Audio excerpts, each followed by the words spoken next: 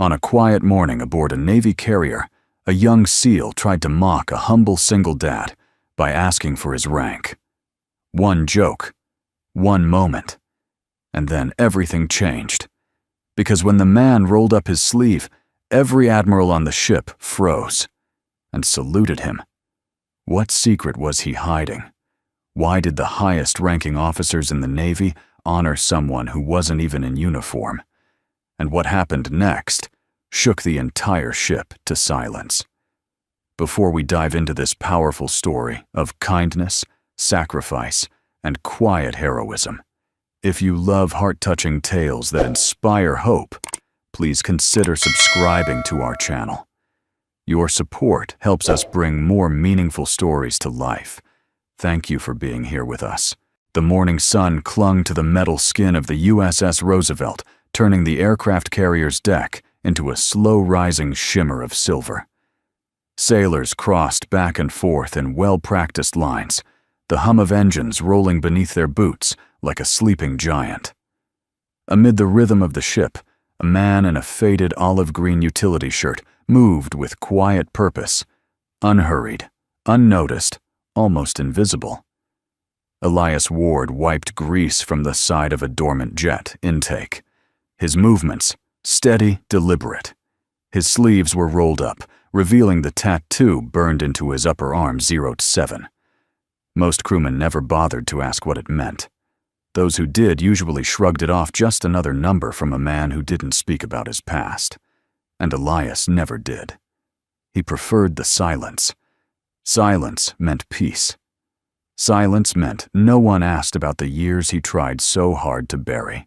Silence meant he could finish his shift, pick up his daughter Lily from school, and return to the life he built, far away from the ghosts that once wore uniforms and called him Sir.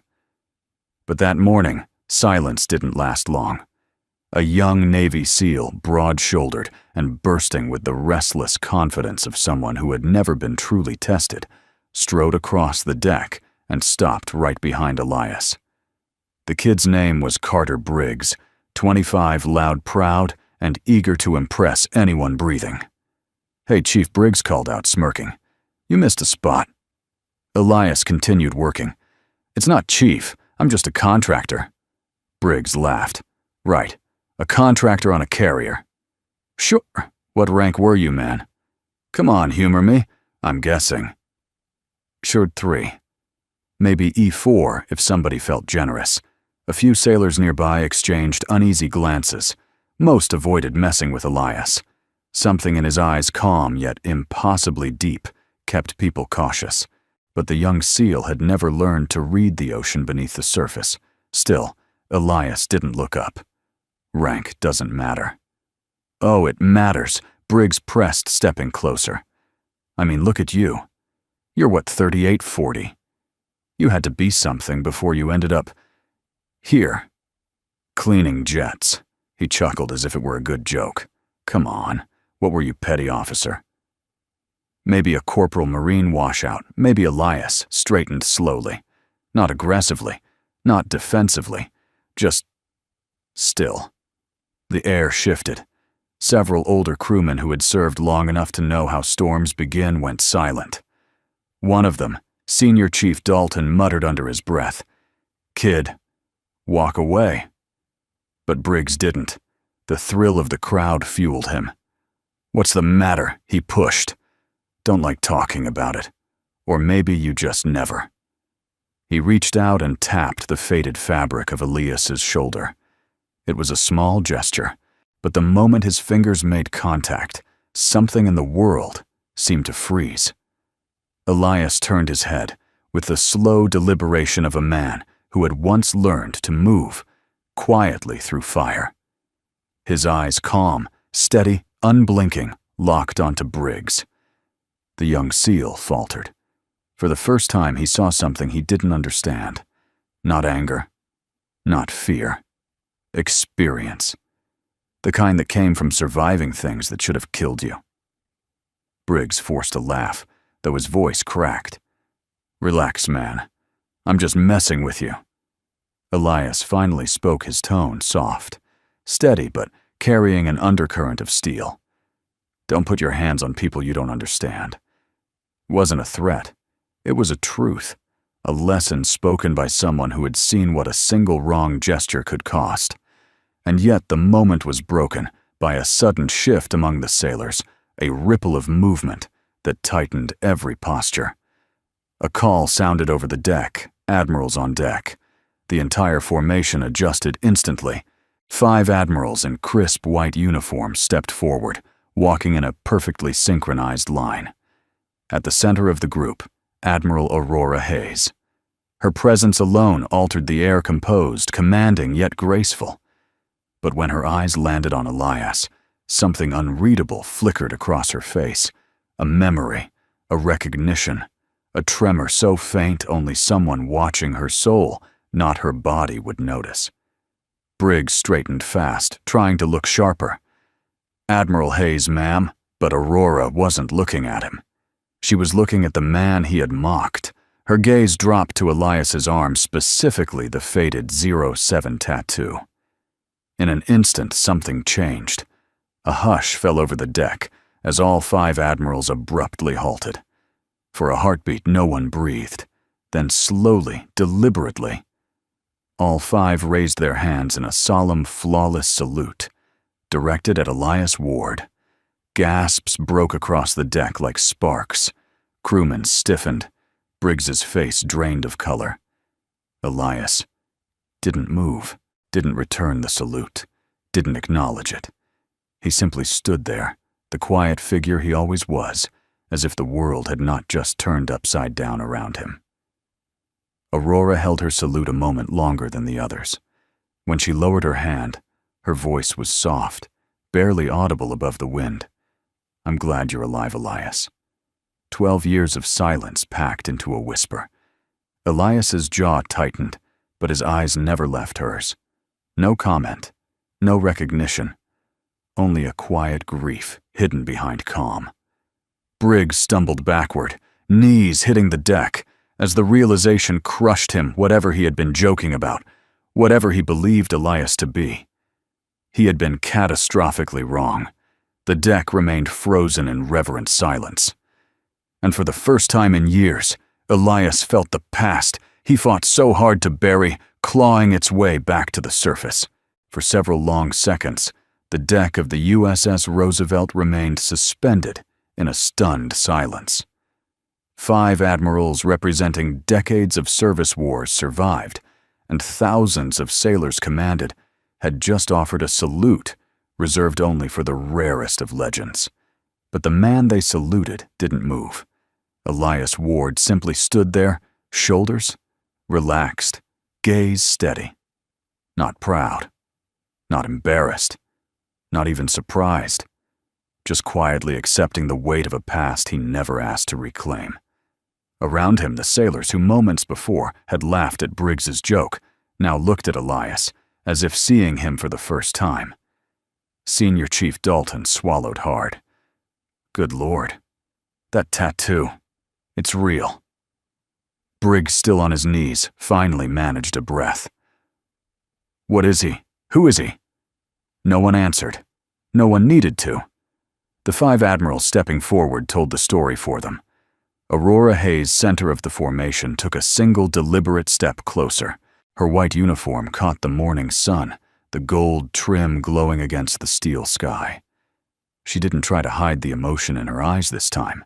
Not shock, not fear. Recognition, and something almost like relief. The other admirals, men and women with decades of hardened command behind their eyes, held respectful distance as Aurora approached him. When she finally stood only a few feet away from Elias, her voice was steady, but quiet enough that only those nearest could hear. "It's been 12 years, she said softly. Elias didn't respond. His jaw tightened ever so slightly, an acknowledgement, or perhaps a reminder to himself that breathing was still required. Aurora exhaled a breath she didn't realize she'd been holding. "Your tattoo? I never thought I'd see it again." Briggs, pale and trembling, blurted out before he could stop himself. "Ma'am, What does 07 mean? Why did you all salute him? His commanding officer hissed. Briggs shut, but Aurora lifted a hand, gently stopping him. She turned to Briggs, her expression neutral. Lieutenant, do you know what the highest rank on an American aircraft carrier normally is? Briggs swallowed. Admiral, ma'am. And how many admirals does the Navy have at any given time? Very few, ma'am. Aurora nodded slowly toward Elias's arm. And yet that insignia you see 07, she paused, is not a Navy rank. It's not in any manual. It's not in any database. Men with that designation are known only by the missions they survived, not the titles they held. The deck went dead still. Briggs blinked. Then, he outranks you, Aurora didn't answer. She didn't have to. The other admirals behind her stood straighter. The sailors stiffened. Elias finally broke the silence, his voice low, gravel soft. This isn't necessary. Aurora met his eyes again. It is to us. Even after 12 years, her voice still held the same calm strength he remembered. Elias didn't show it outwardly, but something inside him shifted, an old ache trying to rise. He turned slightly away. You shouldn't acknowledge me. One of the admirals behind Aurora stepped forward. Admiral Chen, a stoic man known for never wasting words. With respect, Chen said, men of your history deserve acknowledgement, whether you want it or not. Briggs stared at Elias as if he were looking at a ghost. Sir, I mean, whatever you are, I didn't know. Again, Elias didn't respond. His silence spoke more than words ever could. He simply looked at Aurora, his expression unreadable. And for a brief, fragile second, she let her guard slip. I thought you died, she whispered, the edges of her voice trembling with a truth she'd held for years. All this time, I truly believed you died out there. Elias looked away toward the sea. I tried to. The words fell like steel on the deck. Aurora inhaled sharply, stung by the depth behind them. Elias, he shook his head once. Not sharply, not rudely, just enough to close the conversation. Duty pulled Aurora back to the present. The other admirals watched her carefully, aware that whatever history existed between her and Elias was far deeper than the rest of them could guess. A faint alarm chimed across the deck drills, restarting routine, resuming. Sailors began to move again, though their eyes lingered on Elias with a new mixture of awe and fear. Briggs couldn't even meet his own reflection in the polished deck.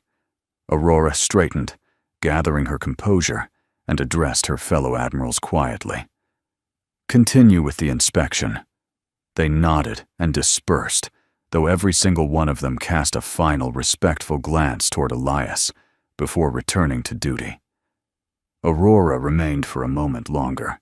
Her voice was almost gentle. You should have told someone you were alive. I did, Elias answered, not looking at her. My daughter. Those two words, my daughter, softened something in her expression.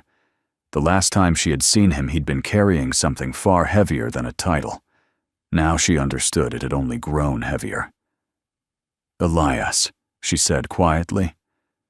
I don't know why you came back, but I'm grateful you did. She turned to leave, but paused, looking back at him with something fragile in her eyes. Even after all these years, you're still the calmest storm I've ever seen. Elias didn't answer. He simply watched her walk away, white uniform disappearing into the disciplined flow of the deck crew. Only when she was completely gone did he finally exhale and close his eyes. 12 years. 12 years of silence. And now, with a single salute, the past had found him again. The clang of steel echoed faintly as Elias descended the metal staircase leading from the deck into the quieter belly of the USS Roosevelt. The hum of the engines vibrated through the walls, a steady pulse he had once known intimately, back when the Navy still called him by a name he'd spent years running from. He moved with slow, measured steps, his boots tracing the familiar path like a ghost returning to old ruins. Sailors passing by stepped aside instinctively, although most didn't know why. They only sensed something different, an old gravity, a presence that didn't fit the worn uniform shirt or the grease on his hands. When Elias reached the maintenance corridor, he paused. The metal walls, painted battleship gray, reflected a version of himself he barely recognized. Hair longer than regulations allowed, jaw shadowed with fatigue, eyes carrying a weight he no longer tried to hide. He lifted a hand and traced a scratch along the wall. 12 years ago, he had walked this same hallway, not as a contractor, not as a ghost, but as the man the Admiral saluted only minutes earlier. 017. Not a rank, not a title. A designation whispered in rooms with no windows, and missions with no names. Elias closed his eyes, and the past came for him. 12 years. Earlier, somewhere in the Aravalli Mountains, the night had been moonless, the mountains jagged silhouettes against a sky thick with dust and ash. Elias crouched behind a broken wall, blood seeping from a gash above his brow. Beside him, 3 civilians, huddled women terrified holding on to their children. Gunfire cracked behind him. The radio hissed with static. "Ward, we need extraction," a voice shouted. "Your route is compromised. Repeat, compromised." "I know," he whispered, wiping blood from his cheek. "Keep the other squad moving. I'll get them out." He looked to his left, where Aurora Hayes knelt, breath ragged, holding pressure on her own wounded shoulder, refusing to fall. "Don't even think about staying behind," she muttered. Elias ignored the comment and scanned the terrain. "You're losing blood. We keep moving together." Aurora gritted her teeth. This was supposed to be a simple escort. "It rarely is," Elias said, his tone calm despite the chaos. He carried the youngest child in one arm, his rifle in the other. He could feel the fear vibrating through the little girl's body. She reminded him of someone he would give anything to protect. His wife Elena had been 5 months pregnant then. She had begged him not to go. She had smiled anyway. Elias swallowed the memory and whispered to Aurora. "On my count, Ward," she said quietly. "If we don't make it, we will. You need to leave me." "No." Aurora gave a breathy laugh despite the pain. Always the stubborn one. He nodded once. Then they moved. A storm of bullets chased them through the ruins, but Elias ran without hesitation. He shielded the civilians with his body, placing himself between danger and everyone else, just as he had always done. Just as he would always do. At one point, a grenade landed near their path. Without thinking, Aurora shoved the civilians aside. Without hesitation, Elias shielded her. The explosion tore into his side, ripping through flesh and armor. He felt the world going dark. The last thing he saw was Aurora's face streaked with dust and tears as she pressed a blood-soaked scarf against his wound. "Elena," he whispered. Aurora froze. "Your wife." "What, Elias? Stay awake. Stay awake." But he slipped into silence. For hours, her scarf, was all that kept him alive. When they finally reached an extraction point, Aurora believed Elias died on the helicopter floor. She had screamed for a medic, but his pulse slipped away. For 12 years, she carried the memory of his last breath. And for 12 years, he carried the guilt of not being there when his Elena faced a mission that would take her life. Present day.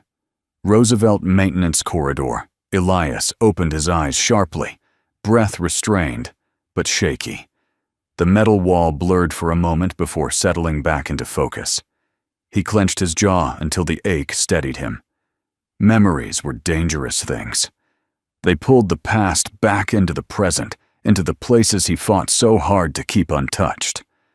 Aurora walking toward him on the deck. Aurora whispering, "I thought you died." Aurora's eyes holding 12 years of unspoken grief. That shook him more than any salute. He forced himself to walk again, though his steps felt heavier now. He rounded a corner and found a bench in a quiet alcove. Sitting there, he leaned forward, elbows on his knees, eyes searching the floor for answers he knew weren't there. His chest tightened at the thought of Lily, his daughter, the one reason he was still breathing.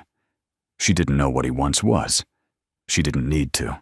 She only knew him as Dad, the man who made pancakes too thick and braided her hair badly, but always tried. That was enough. Or it was supposed to be. He ran a hand through his hair and exhaled slowly. Footsteps sounded from the far end of the corridor. Elias lifted his head. Aurora Hayes stood there, her posture straight, her expression calm, but her eyes carried the same storm she had held the day she thought she lost him. She didn't approach. She didn't speak. She simply watched him for several seconds, as though confirming he was real, that the memory of him lying lifeless in her arms wasn't repeating itself. Elias finally met her gaze. She whispered, "I kept the scarf." It hit him like a blow. He looked away abruptly. Aurora exhaled shakily.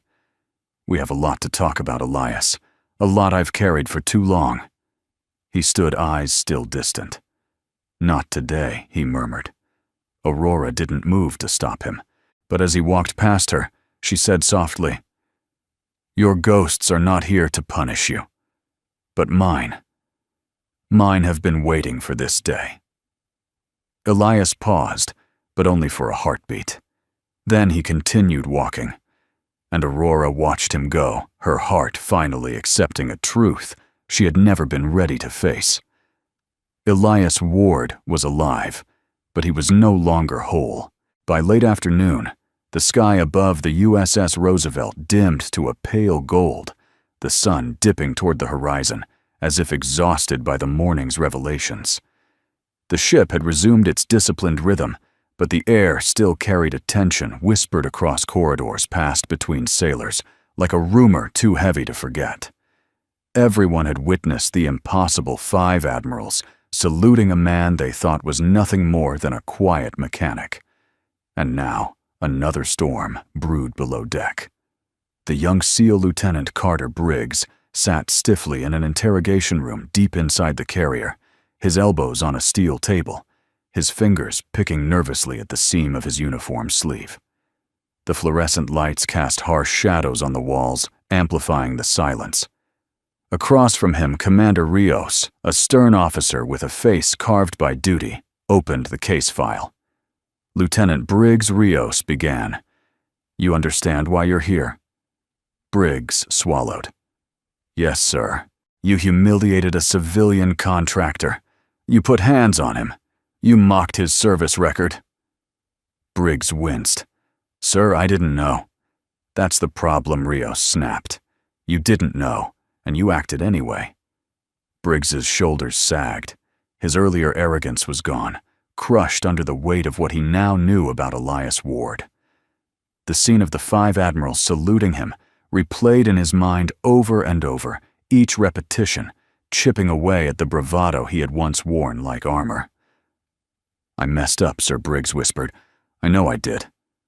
A knock sounded on the door. Before Rios could respond, the door opened. Elias Ward stepped inside. Briggs's breath caught. Rios stood up immediately. "Mr. Ward, sir, we didn't expect—" "Please," Elias said quietly. "Don't call me sir. I'm not here in that capacity." Rios hesitated. "Even so, I don't think the Navy can treat your presence casually." Elias offered a faint, tired shake of the head. "He's a kid. He acted recklessly. Yes, but he doesn't deserve what's coming." Rios blinked.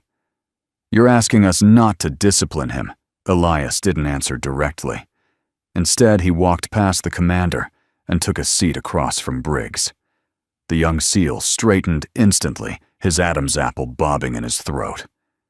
For several seconds, Elias just looked at him, not with anger, not with superiority, just quiet disappointment. Briggs felt it like a weight pressing down on his chest.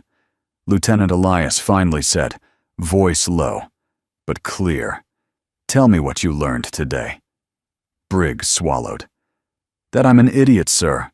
I disrespected someone I should have never. No, Elias interrupted gently. Not that. Briggs blinked. You learned Elias continued that the quietest person in the room is the one you understand the least. Briggs's eyes burned with shame. And Elias added, you learned that rank isn't what makes a man. Choices do. Briggs nodded, voice cracking. I'm sorry. I really am. I know, Elias said softly. Rios stepped forward. Mr. Ward, with all due respect, he must face consequences. Striking or shoving a civilian contractor can lead to suspension, formal reprimand, or worse. Elias turned to the commander, calm but firm. Punishment teaches fear. Regret teaches growth. Rios hesitated. This was not a debate officers had every day, especially not with a man whose mere tattoo had commanded the respect of 5 admirals. Briggs wiped his palms against his pants. Mr. Ward, if you want me discharged, I'll accept it. Elias shook his head. Discharging the young for arrogance is the fastest way to build a military of frightened men. The room fell silent. Rios slowly sank back into his chair, thoughtful. So what do you propose? Give him responsibility, Elias said. Something meaningful. Something that forces him to see the world beyond his own ego. Briggs stared at him, stunned. You're protecting me. Elias's eyes softened, but only slightly. Someone once protected me when I didn't deserve it. A flicker crossed his gaze. Something heavy, painful, and deeply buried.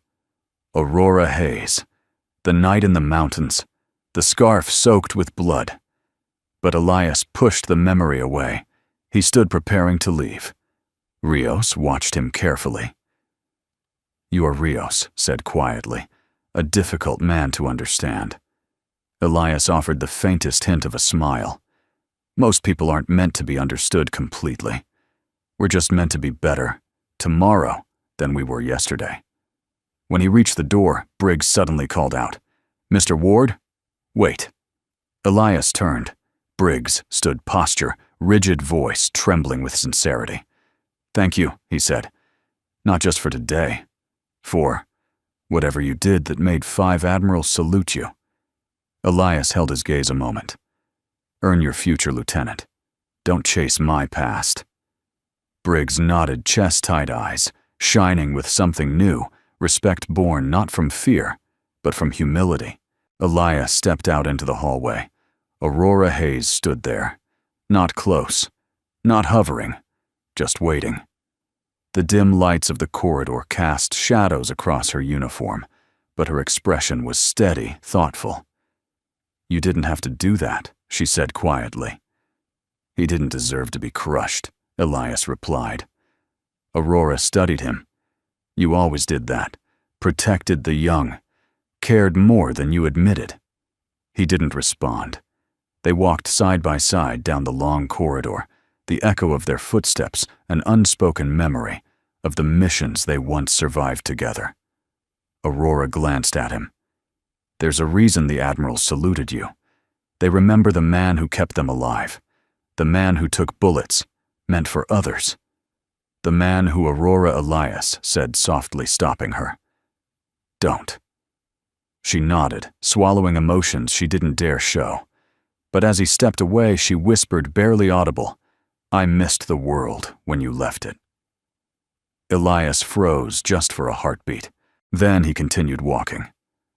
Aurora remained behind her eyes, lingering on him, with a mix of admiration, guilt, and something far more fragile. Because she knew the past hadn't just returned for Elias. It had returned for her, too. The base housing area was quiet that afternoon, the late-day sun casting long amber streaks across the pavement. Children rode bicycles between painted curbs, their laughter rising above the hum of distant machinery. The air smelled faintly of sea salt and laundry detergent, the smell of a Navy community settling into its evening. Elias Ward parked his old truck beside the small elementary school and stepped out. His posture was as steady as ever, but his eyes held exhaustion that had nothing to do with physical labor. Memories, unwelcome ones, had pulled at him all afternoon, each one a thread from the past, unraveling into his present. And yet, when he walked toward the school gate, something shifted inside him. A little girl with sunlit hair spotted him. Daddy Lily barreled toward him with the full speed of a 6-year-old whose entire world fit inside the shape of her father's silhouette. Elias knelt, catching her in his arms. As she wrapped herself around his neck, he exhaled a breath, deeper, calmer, anchored. There was no Admiral in his life at that moment. No designation 7, no ghosts, no mountains or explosions or missions that left scars in places people couldn't see. There was only Lily. Her tiny voice softened as she leaned back, her small hands holding his cheeks. "You look tired, Daddy." "I'm okay," he said, brushing a strand of hair behind her ear. "Long day."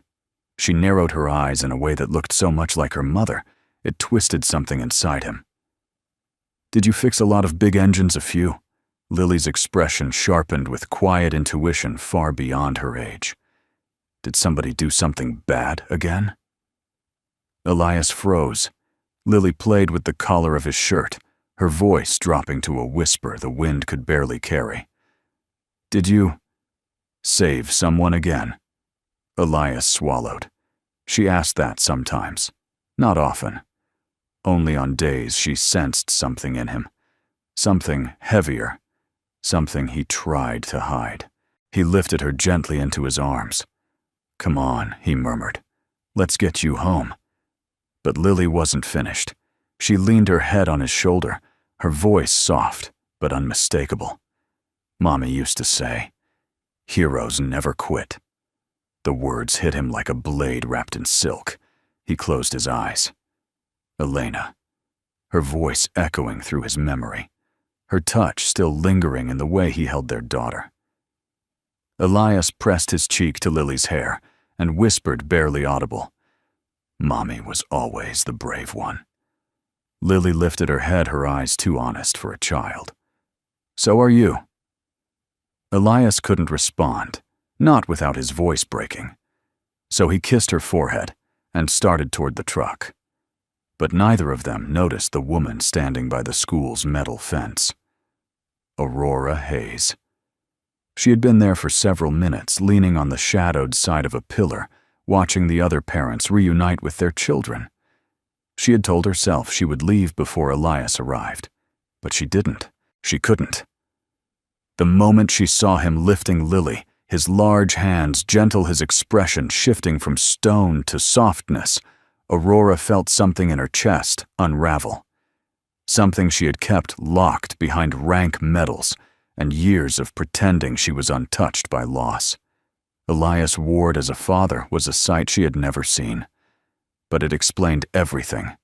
Why he hid. Why he turned away from the world. Why he carried his silence like armor. It wasn't fear of dying. It was fear of Lily losing him. Elias didn't see Aurora until he reached the truck. He felt her presence first, a subtle shift in the air, the same intuitive tug he remembered from missions long ago. He turned. Their eyes met. Aurora's face softened as she stepped closer, not with authority, not with command, but with something much more fragile. "I didn't mean to intrude," she said quietly. "You're not," Elias replied, though his tone remained guarded. Lily peeked over her father's shoulder, her eyes widening with innocent curiosity. "Daddy, who's that?" Aurora smiled and crouched slightly to Lily's height. "Hello, Lily." "I'm Aurora. Are you Daddy's friend?" Lily asked. Elias inhaled sharply. Aurora did not look at him when she answered. "I hope so." Lily, satisfied with that answer, smiled brightly and waved before burying her face back into Elias's shoulder. Aurora rose again, her voice lowered gentle. "She's beautiful. Looks just like Elena." Elias's heart clenched. He stepped slightly back, not in rejection, but in self-preservation. "Let's not talk about that." Aurora nodded. "I understand." A beat of silence stretched between them, filled with memories neither could touch, without breaking open. Aurora spoke again, her tone softer. "I didn't know you had a daughter. I didn't know you were still in the Navy," Elias replied. "That makes two of us," she said with a half-smile that didn't reach her eyes. Lily tugged Elias's collar. "Daddy, can we get ice cream?" Elias brushed her cheek. "In a minute, sweetheart." He looked at Aurora. "Was there something you needed?" Aurora hesitated, a rare crack in the armor of an admiral. "Today. What happened on the deck?" She paused, searching for the right words. "It hit the crew harder than you think. But it hit me even harder." Elias looked down at Lily, her arms wrapped around him, her breath warm on his neck, then back at Aurora. "You shouldn't have saluted me," he said quietly. "It wasn't a choice," Aurora answered. "It was respect. Respect I didn't earn." Aurora took a slow breath. "That's not true. You earned it the day you saved." "Don't, Elias," said his voice tightening. "Not in front of Lily." Aurora's expression softened in understanding. "Then maybe another time," she whispered. Lily lifted her head. "Daddy." "Is she nice?" Elias didn't move. His hardened voice softened, but only for Lily. "Yes, sweetheart. She's nice." Aurora's eyes glistened, not with tears, but with something deeper regret, mixed with gratitude, tangled with the remnants of a bond she thought had died 12 years earlier. "I'll let you go," Aurora said, stepping back. "But Elias, I'm glad you came back, even if you didn't come back for the Navy." Elias didn't reply. He simply opened the truck door and placed Lily gently inside. Aurora watched them drive away until the truck disappeared into the warm evening haze. And only then, only when she was completely alone, did she allow herself to whisper. The truth, meant only for the wind, I never stopped caring. Night settled quietly over Naval Station Norfolk, the lights of the harbor shimmering across the dark water like scattered embers. The USS Roosevelt rested in its berth, its massive silhouette carved against the moonlit sky.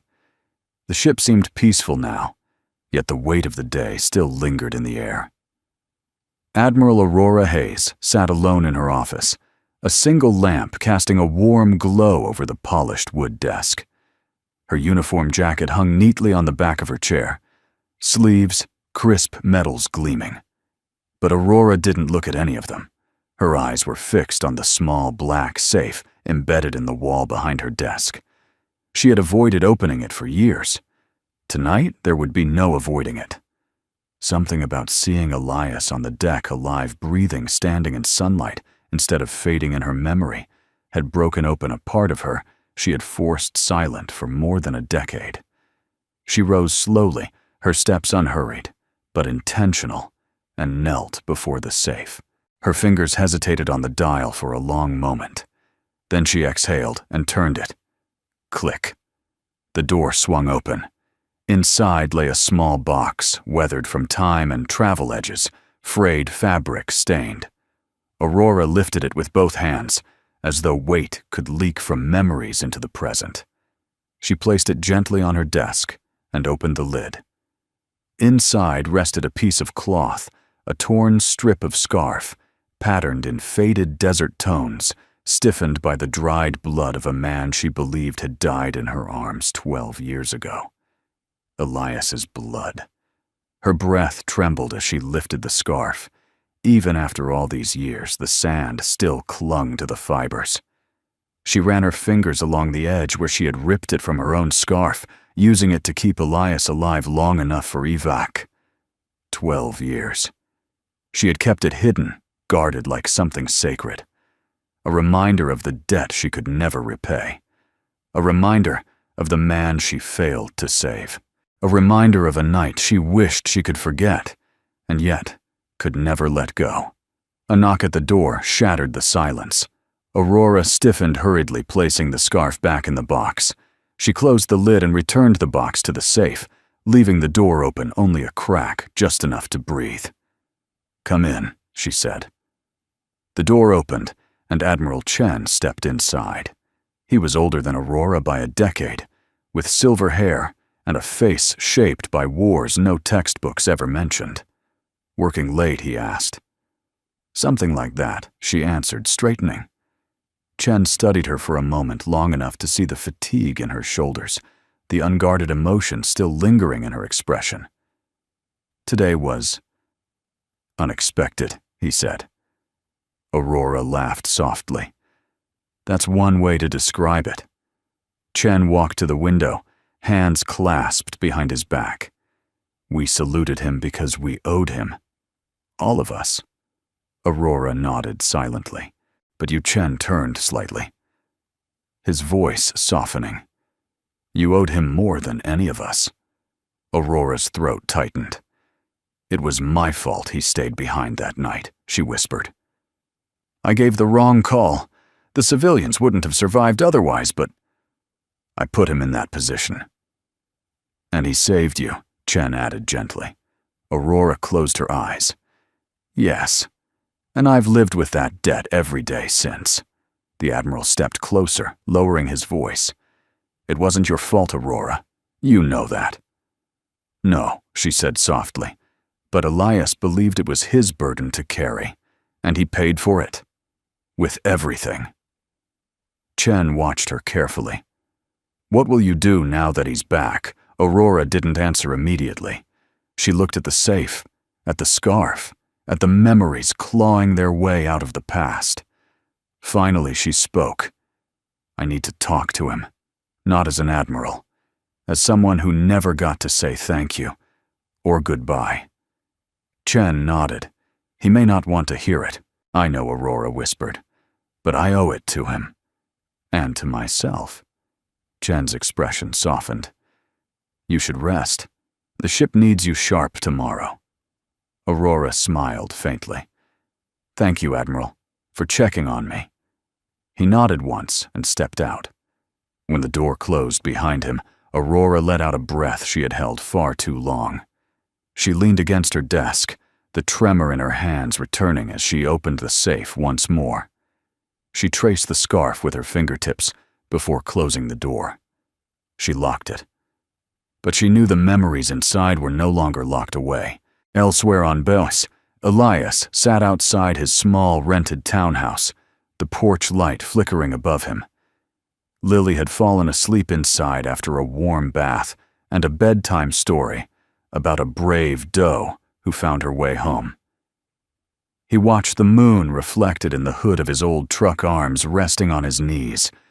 He felt Aurora's presence long before he saw her. Her footsteps approached from the sidewalk, measured quiet, yet unmistakably hers. The cadence of a leader.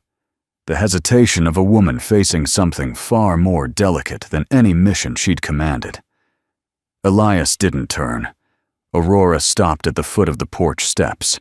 For several heartbeats, neither spoke. Then Aurora swallowed softly. "You always did prefer the quiet." Elias finally looked at her. She wasn't in uniform. She wore a simple navy blue coat, hair pulled back, face lit softly by the porch glow. She looked younger, like this, less steel, more humanity. He studied her silently. "What do you want, Aurora?" he asked. Her voice faltered for once. "To say something I should have said a long time ago." He didn't respond. Aurora stepped one stair higher. "You saved my life. You saved all of us that night." His jaw tensed. "People died because of that mission, but not the civilians, not my team, not me." "I lost everything," Elias said quietly. Aurora closed her eyes as if the words cut her. "I know," she whispered. Elias exhaled slowly, the weight in his chest rising like smoke. "Some debts aren't meant to be repaid." Aurora opened her eyes, holding his gaze. "Then let me carry part of it. Just a part." He shook his head. "You can't." But her voice steadied, soft but unyielding. "I can." and I will, even if it means simply standing beside you while you heal." Elias's eyes flickered uncertainty, pain, resistance, but also a faint echo of the trust they once had. He looked away before it grew dangerous. "Good night, Aurora." She stepped back, accepting the boundary, but before she turned to leave, she whispered, "I kept the scarf because it reminded me of the day a man braver than anyone I've known refused to let me die." Elias's breath caught. For the first time, his eyes softened just barely. Aurora walked away into the night, and Elias watched her go, feeling something inside him stir awake. Something he thought had died 12 years ago. Rain hammered against the flight deck of the USS Roosevelt, the storm rolling in with the force of a stampede. Thunder cracked across the sky like old gunfire, echoing off steel hulls and rattling through empty corridors. Inside the Combat Information Center, warning lights flashed a deep pulsing red. "Navigation is losing calibration. Gyro system unresponsive, wind shear at 90 knots. We're drifting off heading," voices overlapped, tense and rising. Admiral Aurora Hayes burst through the doorway, soaked from a sprint across the deck. She scanned the chaos officers crowding screens, sailors shouting coordinates, alarms blaring like sirens from another world. Commander Rios turned to her immediately. "Ma'am, we're losing helm control. How much enough to put us on a collision path if the storm worsens?" Aurora steadied herself. "What's the cause? Possible software malfunction. Or hardware." Or Rios hesitated. Or both. Another alarm shrieked. Aurora's voice dropped to a razor edge. "Give me solutions, not guesses." "We're trying," he said. "But the system's acting like it has a ghost in it." Aurora inhaled sharply through her nose. A ghost. Her eyes flicked toward the door. Elias. On the lower decks, Elias Ward had been walking Lily to the ship's small museum when the lights flickered. Not a normal flicker, but the kind that made every instinct sharpen. Storms never bothered him, but systems failing in storms that bothered him. Lily squeezed his hand. "Daddy, why did the lights do that?" He knelt beside her, brushing a curl from her cheek. "It's just a storm, sweetheart." But he felt something deeper. Something wrong. A familiar wrong. "Lily," he said gently. "You remember Miss Harper from the children's room?"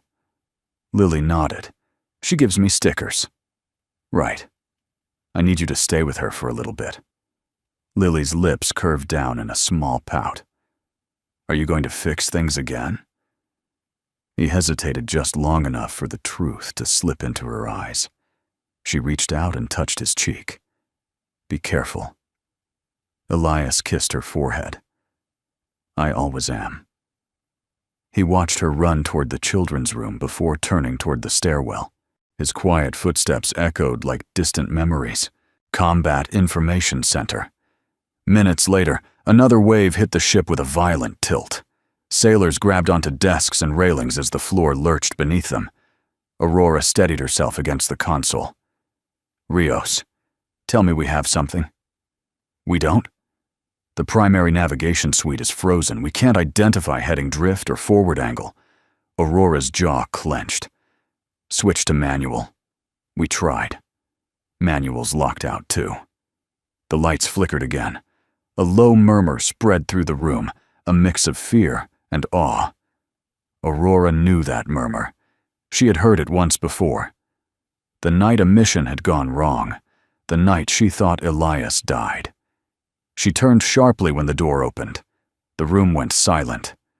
Elias Ward stepped inside, rain-soaked hair plastered to his forehead, calm as a winter tide. It was the calm that froze the room, the same calm that 5 admirals had saluted.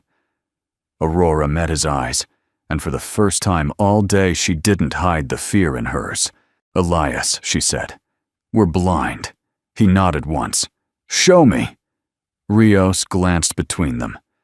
"With respect, who is this man?" Aurora didn't answer. She didn't need to.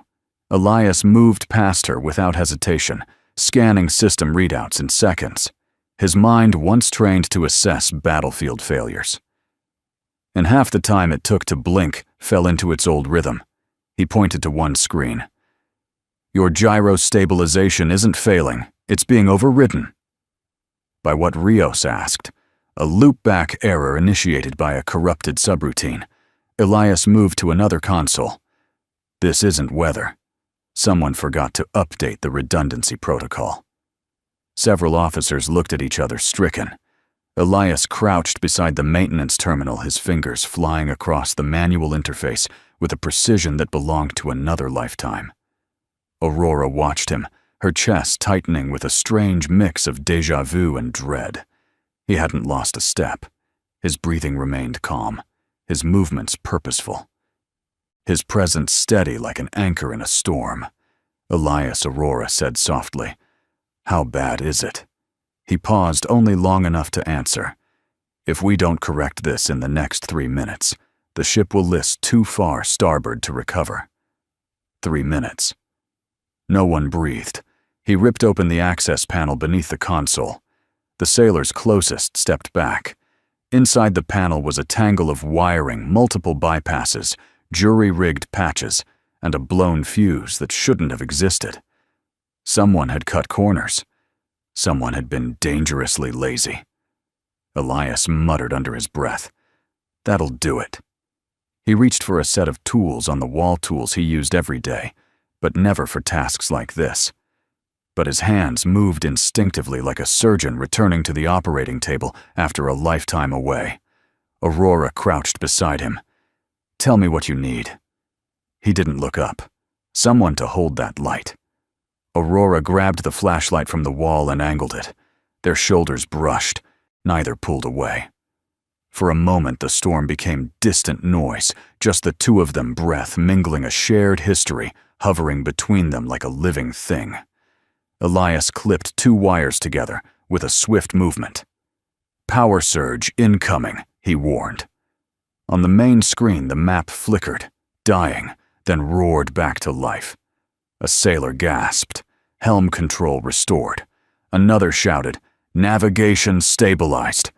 Rios looked at the board, stunned. "We're back online, full systems coming up." The storm still raged, but the ship was no longer at its mercy. Aurora exhaled a deep, trembling breath she didn't realize she'd been holding. Elias closed the panel, rising to his feet. Rios stared at him. "How did you?" But Elias ignored the question. He wiped sweat and rain from his brow, eyes fixed on Aurora. "You need a full diagnostic. That subroutine didn't corrupt itself." Aurora's expression sharpened. "You think someone caused it?" "I think someone almost got this ship killed," Elias said quietly. Aurora stepped closer. "Elias, thank you."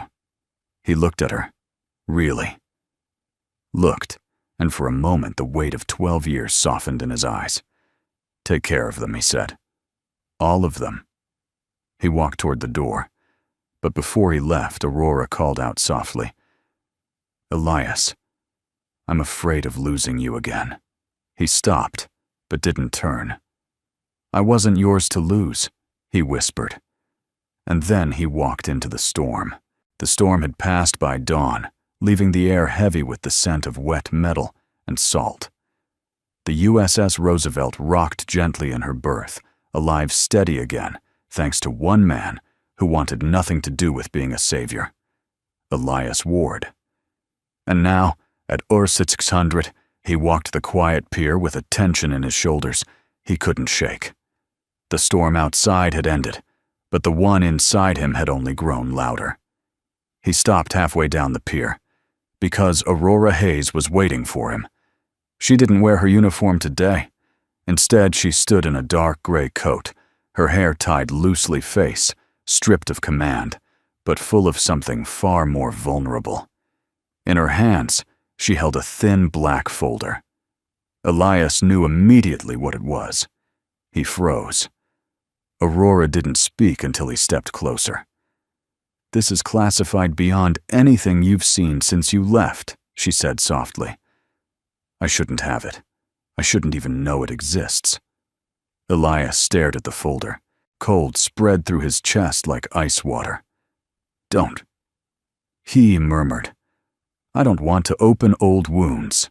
Aurora stepped closer, holding the folder tighter to her chest. "This isn't about old wounds," she whispered. "This is about truth." Elias turned away, jaw tightening. Truth doesn't change anything. Sometimes it changes everything. The wind picked up, flapping the edges of her coat. Aurora swallowed her voice, trembling more than she wanted. "Elias, you deserve to know what really happened to Elena." His breath hitched. He closed his eyes. That name, his wife's name, still felt like a bruise pressed by a careless hand. When he finally looked at Aurora, his voice was low, warning, almost pleading. "Don't do this." Aurora shook her head. "I have to." She extended the folder, but Elias didn't take it. He stood motionless, every muscle tight, his gaze fixed on the black cover, as if it contained a weapon pointed inward. Aurora lowered her voice. "I've carried this for 12 years. Elias swallowed hard. "Aurora." "It's called the coffin file," she continued. "Internal designation for deaths classified under national security. Most of them are routine. But hers wasn't." His hands curled slowly into fists. "Stop." Aurora's eyes glistened in the cold morning light. "I was there during the investigation. Not officially. I shouldn't have been, but I needed to know. I owed you that." Elias's breathing grew uneven, though he tried to hide it. "What did you find?" he asked, barely audible. Aurora stepped closer, her voice breaking. "Elena didn't die because she was in the wrong place. She didn't die because of enemy fire. She died protecting intel that was tied to your mission, the same mission we barely survived." Elias went completely still. The world seemed to narrow to a thin line between them. Aurora continued, her voice quiet, but devastatingly steady. "Your wife was targeted because of you." The last word tore into him. He looked away so quickly Aurora felt her heart splinter. "She didn't blame you, Elias," Aurora whispered. Her last report said, "Stop talking," he said sharply, though his voice trembled beneath the steel. Aurora swallowed hard. She saved an entire village by redirecting the attackers away from the extraction route. She made a choice, the kind of choice you would have made. "She died a hero." "No," Elias murmured, shaking his head. "She died alone." Aurora's knees nearly buckled at the grief in his voice. He turned to leave, but Aurora reached out, hesitated, and then gently touched his forearm. "Elias, please." He froze, not because of her touch, but because she used his name the way she used to back when they were more than soldiers fighting the same war. Back when she saw the man before the designation. "I didn't tell you earlier," Aurora whispered, "because you were barely standing. And I was afraid the truth would break you." "It did," he said quietly, though he didn't look at her, even without knowing it. Aurora lowered her gaze, her eyes burning. "I thought I respected your silence, but really, I was hiding behind mine." She gently placed the folder on the pier's railing between them. "If you want answers, they're here. If you don't, I'll burn it and never mention it again." Elias stared at the folder for a long, unbearable moment. Wind rustled the pages inside. Finally, with visible effort, he reached out and opened it. Aurora watched his hands shake. Inside were photos, grainy images from a desert extraction site, a field report, a final transcript of Elena's last transmission, and a worn ID badge with blood on the corner. Elias's breath caught. He touched the badge with trembling fingers. "Elena." Aurora blinked back tears. "She loved you. And she loved Lily. And she made sure Lily had a world to grow up in." Elias pressed the ID badge to his forehead, eyes squeezed shut, letting the memories and pain wash through him in waves. When he finally lowered the badge, his voice was broken, but controlled. "Why did you keep this from me?" Aurora stepped closer, just one step, but enough for him to feel her warmth against the cold air. "Because I thought you needed time to heal," she whispered. "I thought forgetting would help." "Did it help you?" Elias asked. Her breath hitched. "No," she admitted. "Not even for a day." Silence fell heavy, intimate, painful. Elias finally closed the folder and set it down. But he didn't walk away this time. Aurora reached for the folder too, and their hands brushed. The contact was small, barely more than a touch, but charged with a decade of buried emotion. Elias looked at her, really looked at her.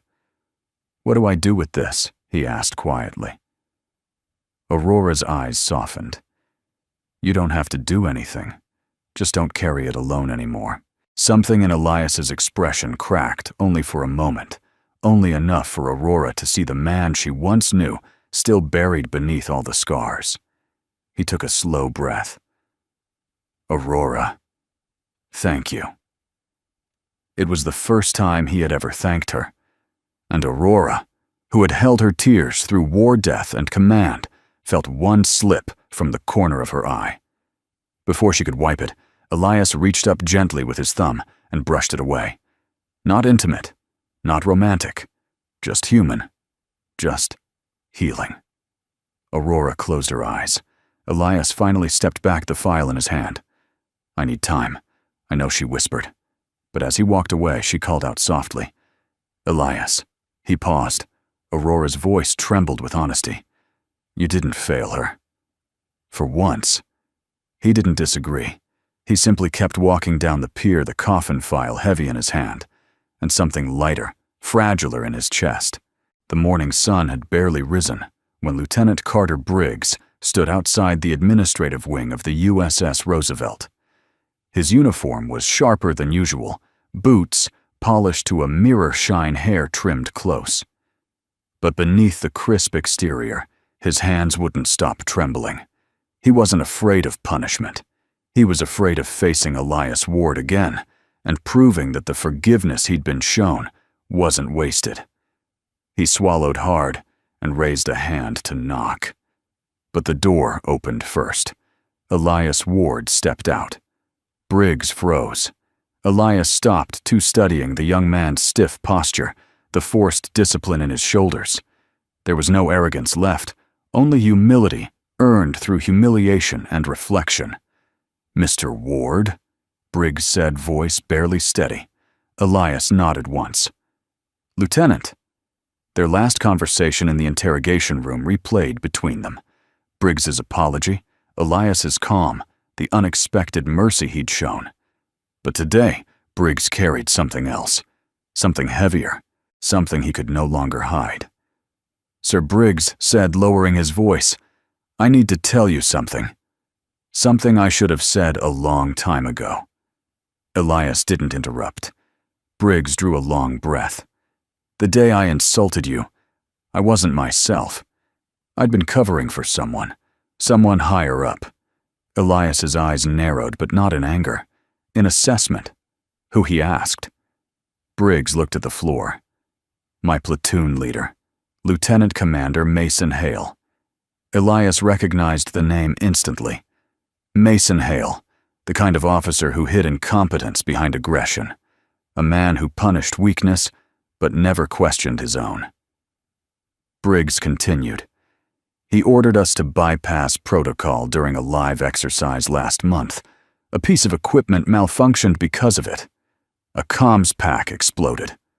One of our men, Richardson, almost lost his hearing. Hale told us to blame Richardson for mishandling it." Elias listened without blinking. Briggs swallowed. He threatened to tank our careers if we told the truth. Said nobody listens to junior men anyway. Elias crossed his arms. "So you stayed silent?" Briggs nodded once, ashamed. And when I ran into you, I don't know. I guess I wanted to make myself feel bigger than I was, like ignoring my own guilt. Elias didn't look angry. If anything, he looked disappointed.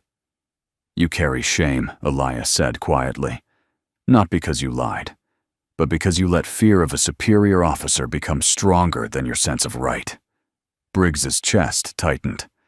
Yes, sir. Elias took one step closer. Why tell me now? Because Briggs said, swallowing hard. You saved this ship yesterday. You saved all of us. And I realized the kind of man I want to be isn't the kind Hale is. It's the kind you are. Elias blinked just once. A heavy silence fell between them. Then come with me. Briggs stiffened. Where to tell the truth, Elias said simply. To the one group of people Hale can't intimidate. Briggs's heart jumped. You mean the Admirals? Elias nodded. Terror and resolve mixed in the young SEAL's eyes. But he followed. Inside the Admiral briefing room, the room was large, lined with dark wood maps and flags. 5 chairs sat at the front where the 5 admirals had saluted Elias 2 days earlier. 4 of them were present now. Aurora Hayes walked in last. She paused when she saw Elias and Briggs standing together. Something like recognition and a flicker of pride crossed her expression. Mr. Ward, Aurora said softly. Lieutenant Briggs. What brings you here? Briggs opened his mouth, but nothing came out. So Elias spoke. He has something to confess. Aurora's brows lifted. The admirals leaned forward. Briggs exhaled shakily. Ma'am, sirs, I covered up a safety violation, and I let an innocent man, my teammate, be blamed. Admiral Chen's voice sharpened. Who ordered this? Briggs hesitated. Elias's voice cut through the room, calm, steady, unyielding. Say it. Briggs looked up. Lieutenant Commander Mason Hale. The room fell into a thick silence. Aurora's jaw clenched. She turned to Chen. That name again. Yes, Chen said. This is not the first time his leadership has been questioned. Aurora's gaze shifted back to Briggs. And why come forward now? Briggs's voice cracked.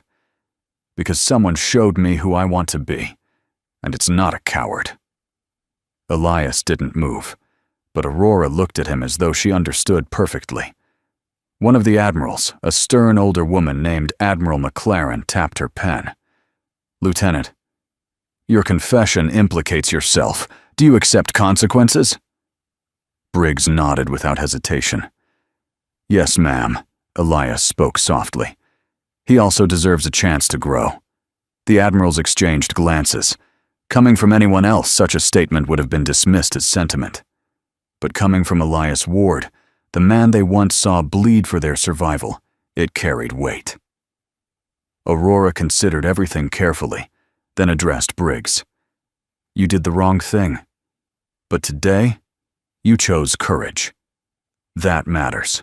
Briggs's shoulders sagged with relief and shame all at once. Chen turned to Aurora. I think this warrants a full internal review. Aurora nodded.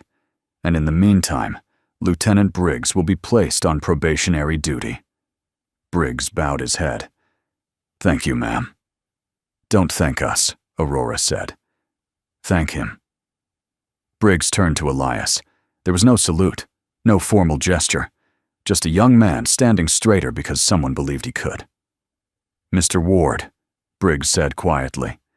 I won't forget this. Elias offered the faintest nod. See that you don't. Outside the briefing room, Briggs left first heart pounding. Elias stayed behind. Aurora walked toward him slowly, her expression softer than it had been in days. You didn't have to defend him, she said. I wasn't defending him, Elias replied. I was defending the man he could become.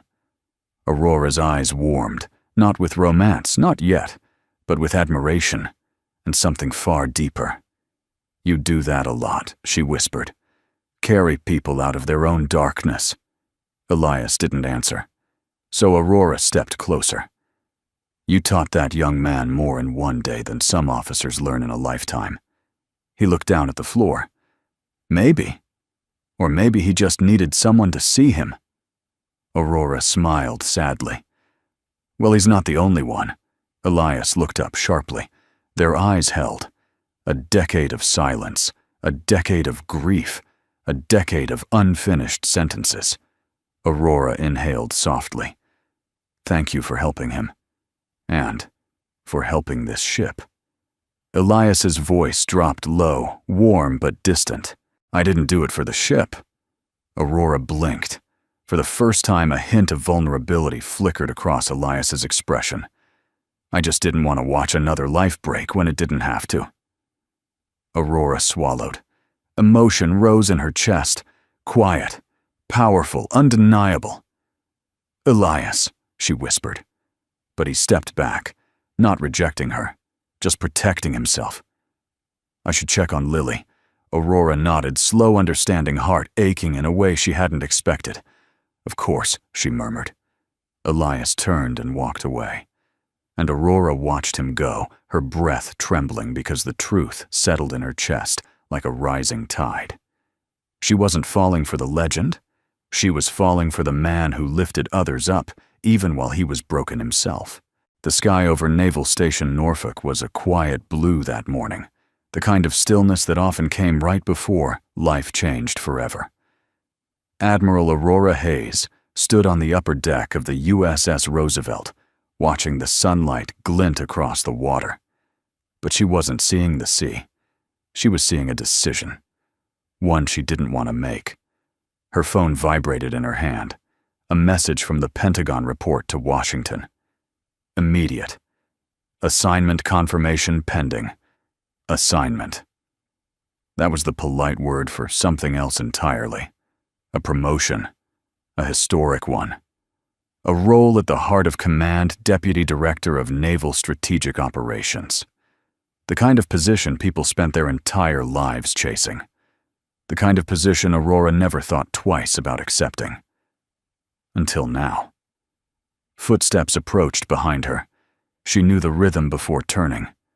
Elias Ward. He walked toward her with that same quiet presence, that same steady calm that made even the chaos of war feel survivable. Today he wore a simple gray hoodie and dark jeans, hands tucked in his pockets. He looked nothing like the men she commanded, yet more like a leader than any uniformed officer she knew. You asked to see me, Elias said. Aurora nodded, slipping her phone away. I did. There's something I need to tell you. Elias waited. Aurora inhaled, forcing the words out. I'm being reassigned to Washington. He didn't respond, not with words. But something in his eyes tightened just enough to fracture her resolve. She cleared her throat. It's a major position. It would mean overseeing operations worldwide, advising the Joint Chiefs. It's a chance to make a real difference. Still, he said nothing. Aurora stepped closer, her voice softening. Elias. I know you don't watch the news, but people would kill for this job. Finally, he spoke quiet, steady. I'm not people. Aurora's breath caught. He wasn't mocking her. He was simply stating the truth.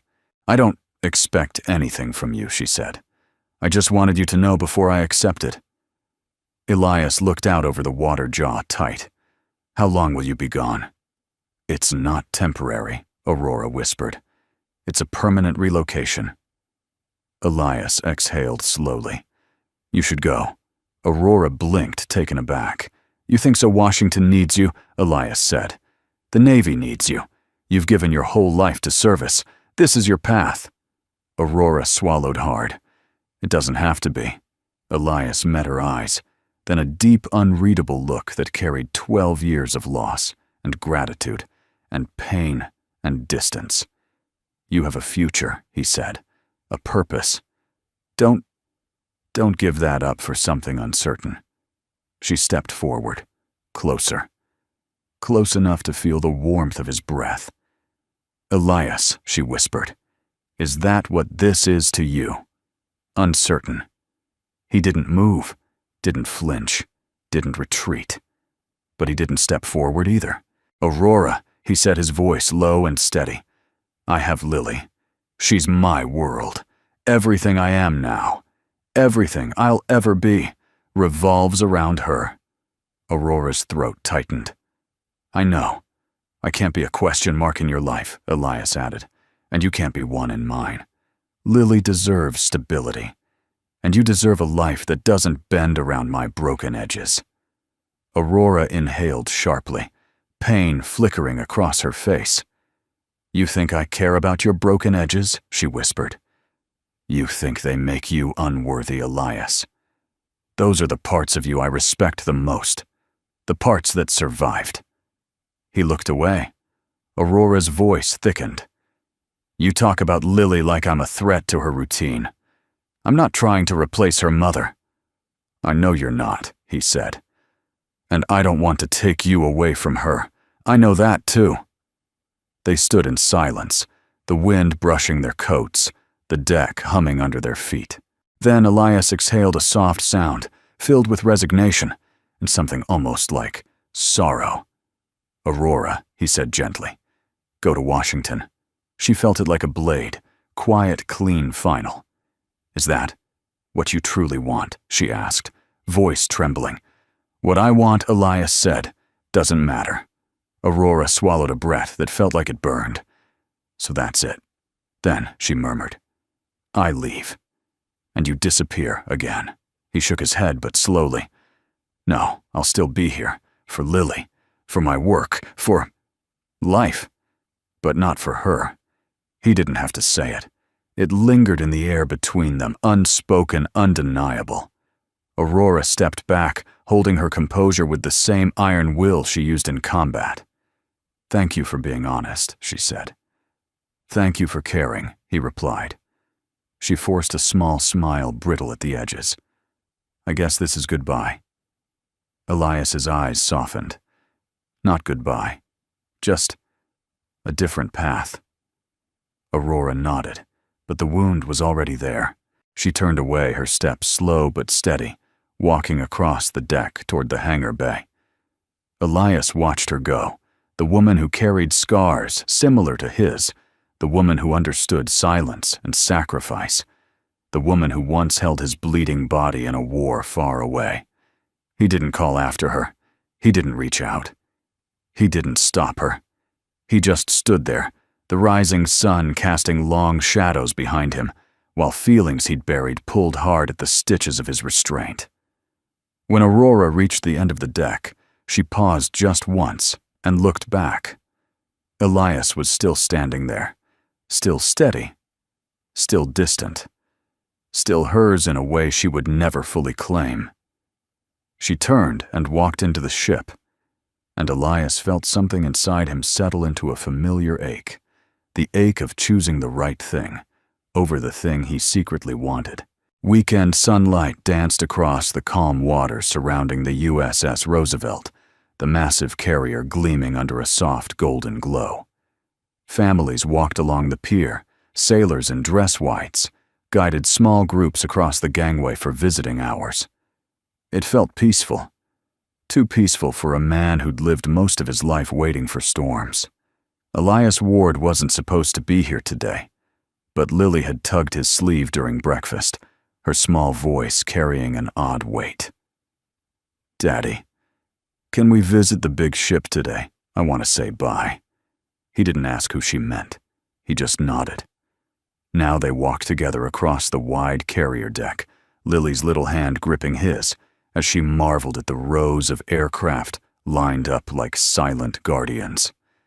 "Daddy," she whispered, "do you think she's here?" Elias hesitated. Maybe. Before Lily could ask more, a familiar voice called out behind them. "Ward." Elias turned. Lieutenant Briggs jogged toward them in his dress uniform, straighter and sharper than ever changed from the reckless young man Elias had met weeks ago. He saluted Elias instinctively, then immediately flushed when he realized what he'd done. "Sorry, sir." Reflex. Elias shook his head. "Don't salute me." Briggs grinned sheepishly. Yes, sir. Yes, Mr. Ward. He knelt to Lily's level. Hi, Lily. You look strong today. Lily giggled. Daddy says strong is quiet. Briggs's expression softened. Your dad's right. Then he stood and looked Elias in the eyes. They're all waiting for you. Elias frowned. Who Briggs didn't answer. Instead, he stepped aside and motioned forward. And that was when Elias noticed all movement on deck had stopped. Hundreds of sailors stood in formation along both sides of the carrier. Officers in full uniform lined the upper walkway. And on the far end, standing beneath the towering island tower, 5 admirals, including Aurora Hayes. Elias inhaled sharply, his chest tightening. Lily squeezed his hand. Daddy, did you do something important? He gave a faint, sad smile. A long time ago, Briggs gently nudged him. Go on, sir. Elias hesitated, but Lily pulled him forward with surprising determination.